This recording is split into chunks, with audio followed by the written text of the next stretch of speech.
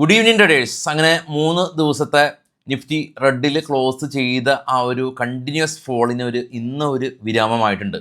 U എസിൽ നിന്ന് കാത്തിരുന്ന ഇൻട്രസ്റ്റ് റേറ്റ് 25 ബേസ് പോയിൻ്റ് ആണ് interest rate U S central bank cut ചെയ്തത്.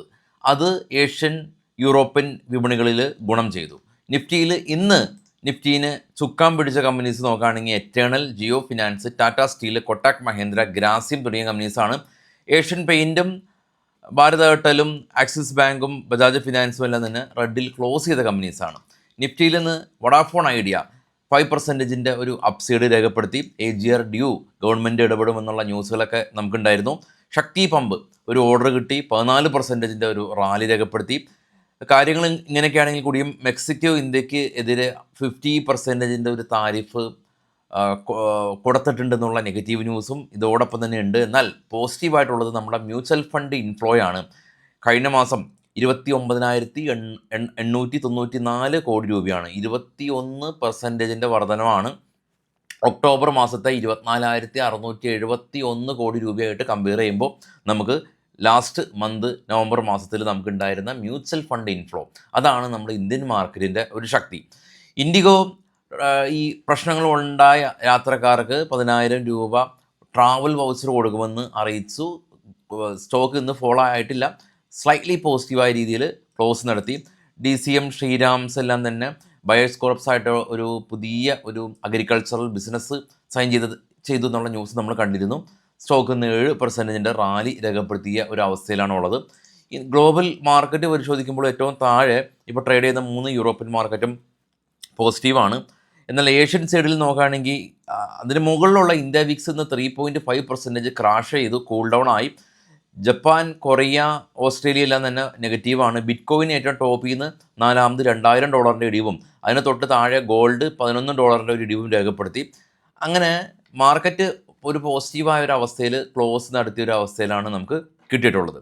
ഇനി നമുക്ക് നാളെയാണ് ഇന്ത്യയുടെ ഇൻഫ്ലേഷൻ ഡേറ്റ എല്ലാം തന്നെ വരുന്നത്. അത് വളരെയധികം റെലവൻ്റ് ആയിട്ടുള്ള ഒരു കാര്യം തന്നെയാണ്. ഒരുപാട് IPOs എല്ലാം തന്നെ ഓൺഗോയിങ് ആണ്. ഓരോ ദിവസവും തുടരെ IPOs ഉണ്ട്. അപ്പോൾ IPOs എല്ലാം തന്നെ നമ്മുടെ ഗൂഗിൾ പേ വഴി വളരെ സിമ്പിളായിട്ട് തന്നെ ഓപ്പൺ ചെയ്യാൻ സാധിക്കും, അപ്ലൈ ചെയ്യാൻ സാധിക്കും. കിട്ടിയില്ലെങ്കിൽ ഫണ്ട് നേരെ നമ്മളെ ഗൂഗിൾ പേയിലേക്ക് തിരിച്ചെത്തും. പണ്ടത്തെ പോലെ അപ്സ വഴിയൊന്നും നമുക്ക് ജോയിൻ ചെയ്യേണ്ട കാര്യമൊന്നും തന്നെ നിലവിലെ സാഹചര്യത്തിലില്ല. ഇനി നമുക്ക് നേരെ കുറച്ച് സ്റ്റോക്കുകളുടെ വാർത്തകളിലേക്ക് നമുക്ക് പോകാം. ഇത് ബൈസൽ റെക്കമെൻഡേഷൻ അല്ല കേട്ടോ. ചാലറ്റ് ഹോട്ടൽ ഇപ്പോൾ ഡിസംബർ മാസം എന്ന് പറയുന്നത് പൊതുവേ ട്രാവൽ മാസമാണ്. യു എസിലെല്ലാം തന്നെ ഫണ്ട് മാനേജേഴ്സ് എല്ലാം തന്നെ അവധിക്ക് പോകുന്ന മാസമാണ്. മാർക്കറ്റ് വലിയ മൂവ്മെൻറ്റ് യു എസിൽ പൊതുവെ ഉണ്ടാക്കാറില്ല.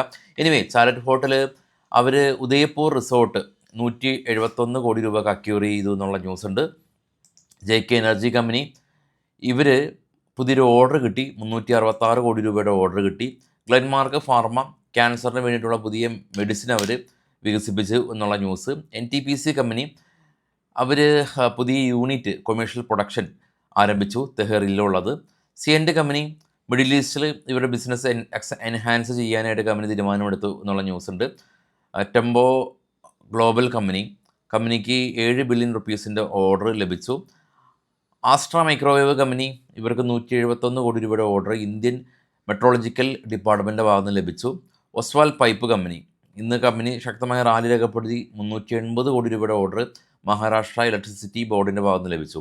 മാരുതി ഇന്ന് 1.4% റാലി രേഖപ്പെടുത്തി. ഈ മെക്സിക്കോ ഏർപ്പെടുത്തിയിട്ടുള്ള ഈ താരിഫ് കമ്പനിക്ക് ഇമ്പാക്റ്റുകൾ ഉണ്ടാക്കില്ല എന്നുള്ളതായിരുന്നു ഒരു ഗുണകരമായിട്ടുള്ള ന്യൂസ്. ആദിത്യ ഇൻഫോടെക് കമ്പനി ഇവർ ക്വിൽക്കമായിട്ടൊരു പുതിയ AI video intelligence solution company ജോയിൻ്റായിട്ട് സൈൻ ചെയ്തു. സ്റ്റോക്ക് ഇന്ന് 4.24% റാലി രേഖപ്പെടുത്തി. L&T ഫിച്ച് എന്ന് പറയുന്ന റേറ്റിംഗ് ഏജൻസി L&Tനെ അപ്ഗ്രേഡ് ചെയ്തിട്ടുണ്ട്. സെൻറ്റിയം ഇലക്ട്രോണിക് കമ്പനി ഇവർ ഒരു പുതിയ അലയൻസ് ഇൻട്രാ എയർ ട്രാഫിക്കായിട്ട് സൈൻ ചെയ്തു. അലംബിക് ഫാർമ കമ്പനി പുതിയ മെഡിസിന് US ഡ്രഗ് കൺട്രോൾ അതോറിറ്റിയുടെ അംഗീകാരം ലഭിച്ചു. സീമക്ക് കമ്പനി ഇവർ JR ഇൻഫ്രാ പ്രൊജക്റ്റായിട്ടൊരു പുതിയ ജോയിൻറ്റ് വെഞ്ചർ കോൺട്രാക്റ്റ് സൈൻ ചെയ്തു.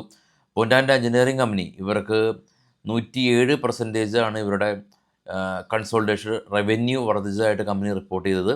ഇൻഫോസിസ് കമ്പനി സിറ്റി ഗ്രൂപ്പ് ഇൻഫോസിസിനെ അപ്ഗ്രേഡ് ചെയ്തു. ഓറിയൻ പ്രോ കമ്പനി പുതിയ AI ആർട്ടിഫിഷ്യൽ ഇൻ്റലിജൻസ് ബാങ്കിങ്ങിന് വേണ്ടിയിട്ടുള്ള ഒരു പുതിയ പ്ലാറ്റ്ഫോം കമ്പനി ലോഞ്ച് ചെയ്തു. സ്റ്റോക്ക് ഇന്ന് 8% റാലി രേഖപ്പെടുത്തി. ചേതസ് നെറ്റ്വർക്ക് കമ്പനി ഇവർക്ക് ഒരു പുതിയ ഒരു ഓർഡർ കിട്ടി എന്നുള്ളതാണ് ന്യൂസ്. അപ്പോൾ ഗ്ലോബലി നോക്കുകയാണെങ്കിൽ നമ്മുടെ മാർക്കറ്റ് ആയിട്ട് ബന്ധപ്പെട്ടിട്ടുള്ള 3 ദിവസത്തെ ഒരു നെഗറ്റീവ് കണ്ടിന്യൂസ് ഫോളിന് ശേഷം യു എസിൽ നിന്ന് വന്ന ഒരു പോസിറ്റിവിറ്റി കാരണം എൻ്റയർ ഗ്ലോബൽ മാർക്കറ്റിൽ ഒരു പോസിറ്റിവിറ്റി ഉണ്ട്. നാളെ നമുക്ക് ഇൻഫ്ലേഷൻ ഡേറ്റ കാത്തിരുന്ന് കാണാം. അപ്പോൾ ഓരോ അവസരത്തിലും കീനായിട്ട് തന്നെ മാർക്കറ്റ് ന്യൂസുകൾ കാണുകയും നിങ്ങളുടെ ട്രേഡിംഗ് സുഹൃത്തുക്കൾക്ക് ഷെയർ ചെയ്ത് കൊടുക്കാനും മറക്കരുത്. അപ്പോൾ ചാനൽ എല്ലാവർക്കും ഷെയർ ചെയ്ത് കൊടുക്കുക. Thank you all.